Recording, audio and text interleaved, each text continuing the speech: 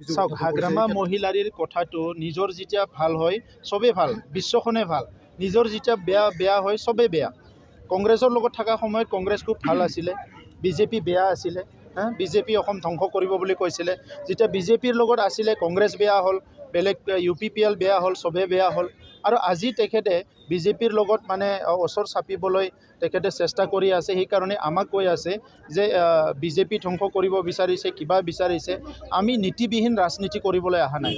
আমাৰ কাৰণে পাৱাৰ পলিটিক্সটো বহুত ডাঙৰ কিবা এটা বস্তু যে যিটো নহ'লে আমি জীয়াই থাকিব নোৱাৰিম, তেনেকুৱা নহয়। আজি পাৱাৰৰ বলিয়া তেখেতেহে।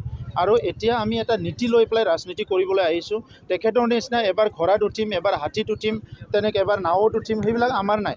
আমি এটা ষ্টেণ্ড লৈ পেলাই, আইডিঅ'লজি লৈ পেলাই কাম কৰিবলৈ আহিছোঁ। আৰু বিজেপিৰ এটা দীঘলীয়া এটা প্ৰচেছ চলি আছিলে বা ৰাজনীতিক প্ৰক্ৰিয়া চলি আছিল যে BTR অঞ্চলত এটা শান্তি স্থাপন কৰিব লাগে। আৰু সেইটো আজিৰ কথা নহয়। আমিও UPPL হিচাপে হওক বা আমাৰ মানে আগৰ BPPF হিচাপে হওক, এই অঞ্চলত যিবিলাক হত্যা হিংসা হৈ আছিলে, বিভিন্ন মানে এই অঞ্চলত আনডেমক্ৰেটিক এক্টিভিটিবিলাক হৈ আছিলে, সেইটো বন্ধ কৰিবৰ কাৰণে আমি দীঘলীয়া সংগ্ৰাম চলাইছোঁ। ইয়াৰ বিনিময়ত এতিয়া শান্তি আহিছে, ইয়াৰ বিনিময়ত এতিয়া ডেমক্ৰেটিক প্ৰক্ৰিয়াবিলাক আহিছে, ইয়াৰ বিনিময়ত সকলো জাতি জনগোষ্ঠীৰ ৰাইজে এটা সুস্থিৰভাৱে ইয়াত জীয়াই থাকিব পাৰিছে। আৰু এইখিনি কথাকে ক'বলৈ নোৱাৰি হাগ্ৰামা মহিলাৰীয়ে উল্টা পুল্টা কৰি কথাবিলাক কৈ আছে। আজিৰ তাৰিখত মোক হাগ্ৰামা মহিলাৰীৰ কোনো প্ৰয়োজন নাই, হাগ্ৰামা মহিলাৰীকহে মোৰ প্ৰয়োজন আছে। কাৰণ যোৱা সময়ত কোনটো উগ্ৰপন্থী কাৰ ঘৰত জন্ম দিছে, কোনে বন্দুক দিছে, কোনো পইচা দিছে, কি অৱস্থাত হৈ আছে, এইবিলাক কথাবিলাক যদি আমি খোলসা কৰিব লাগে, হাগ্ৰামা মহিলাৰী ডাঙৰীয়াই কি কথা কৈছে সেইবিলাক স্পষ্ট হৈ যাব। গতিকে আজি এই কথাবিলাক মই কিবা এটা প্ৰয়োজন আছে বুলি নাভাবোঁ। ৰাজনৈতিক নেতাবিলাকে কোনে কাক কেতিয়া লগ কৰে এইবিলাক চলি থাকে। কিন্তু এইবুলি হাগ্ৰামা মহিলাৰী বা BPFৰ লগত UPPL বা আমি কোনো কাৰণতে লগ হৈ কিবা চৰকাৰ চলাম, তেখেতসকলৰ লগত কাম কৰিম, সেইটো নহয়। 17 বছৰে হাগ্ৰামা মহিলাৰীয়ে আমাৰ ৰাইজক যি হাৰাশাস্তি কৰিছে, যি কষ্ট দিছে, ইয়াৰ কাৰণেহে পৰিৱৰ্তন আনিবলৈ আমি ৰাজনীতিত আহিছোঁ। কোনো মানে মিনিংলেছ কথা এজন ৰাজনৈতিক নেতাই সেইবিলাক ক'বলৈ নাপায়। মানে এইবিলাক মানে আৰু যি মানুহৰ একো কথা নাথাকে এই মানুহবিলাকে এইবিলাক কথা কয়। তেখেতে যেতিয়া BTCৰ চিফ হৈছিলে, সি কাৰ ৰাস্তাইদি খোজকাঢ়িছিলে? যে কাৰোবাৰ ৰাস্তাত কাৰোবাক খোজকাঢ়িবলৈ নাপায় বুলি ক'লে এইটোতো মানে মই ভাৰতৰ নাগৰিক হ'ব নালাগিব তেনেহ'লে। ভাৰতৰ নাগৰিক হ'লেতো ৰাস্তাত উঠিবই না।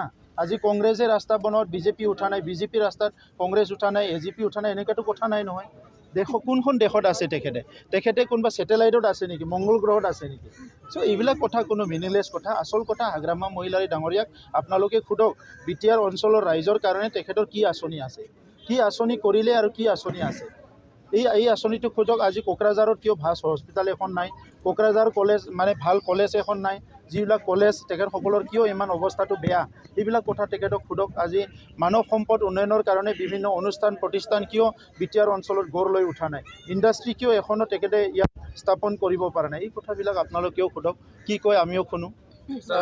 বিচৰা নাছিলে হাগ্ৰামাইটো এনেকৈ ভাবিছিলে, হাগ্ৰামা মহিলাৰীয়ে BTCটো সি কিনি লৈছে, সি মানে এইটো ডেমক্ৰেটিকভাৱে পাইছোঁ এইটো নহয়। BTCটো তেখেতে ভাবিছিলে মই কিনি লৈছোঁ। আগতে কৈছিল নহয় মই 25 বছৰ চলাম, 30 বছৰ চলাম। কিন্তু গণতন্ত্ৰত সেইটো নেতাবিলাকে সেইটো মনোভাৱ ল'বলৈ নাপায়, সেইটো ক'বলৈ। আপুনি মনত ভাবিছে ঠিকে আছে, কিন্তু গণতন্ত্ৰত ৰাইজে ৰজা। আপোনাক একদিনো ৰাখিব পাৰে, আপোনাক মৰা মানে বিচনাত শুই থকালৈকে আপোনাক ৰাখিব পাৰে, সেইটো ৰাইজে। আজি তেখেতসকলৰ নিচিনা মানে এৰগেণ্ট যি দম্ভ মাৰা নেতাবিলাকৰ কাৰণে বড়োলেণ্ড অঞ্চল পিছ পৰি আছে। কোটি কোটি টকা আহিল, কাম কাজবিলাক হোৱা নাই। বেলেগক বাদ দিয়ক, কোকৰাঝাৰৰ 10 কিলোমিটাৰ ৰেডিয়াছত আজি কি হৈ আছে এইখিনি চাওক আপোনালোকে, তাৰপিছত বাকী কথাটো আপোনালোকে ক'ব পাৰে। চাওক এইটোৱেতো মই কৈছোঁ, আজি আমাৰ গণতন্ত্ৰ 75 বছৰ হ'ল আৰু বিশ্বৰ ভিতৰত সৰ্বোচ্চ গণতন্ত্ৰ দেশ হ'ল ভাৰত দেশ।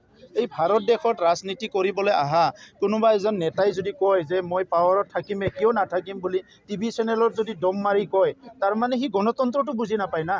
এনেকুৱা মানুহৰ লগত আপুনি কি কাম কৰিব? আজি BTR অঞ্চলত, BTC অঞ্চলত আপুনি এনেকুৱা মানুহৰ লগত যদি আপুনি কাম কৰিবলৈ ওলায়, গণতন্ত্ৰটো যদি বুজি নাপায়, আমাৰ পলিটিকেল ডেমক্ৰেচিৰ ছিষ্টেমবিলাক যদি বুজি নাপায়, সি আপোনাৰ গোটেই ছিষ্টেমটো ধ্বংস কৰি দিব নহয়।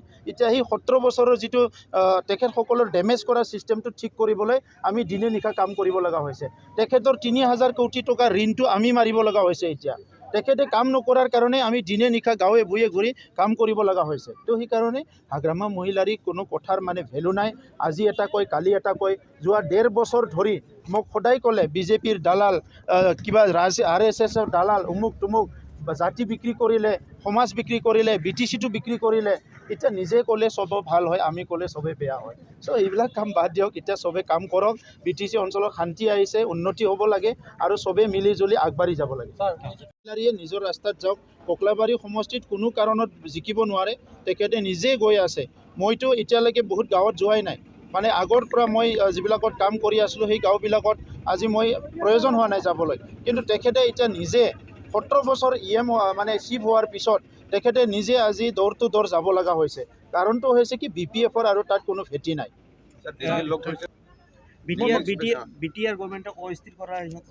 চাওক, আমাৰ গভৰ্ণমেণ্ট নেক্সট বাৰত যাতে তেনেকুৱা নহয়।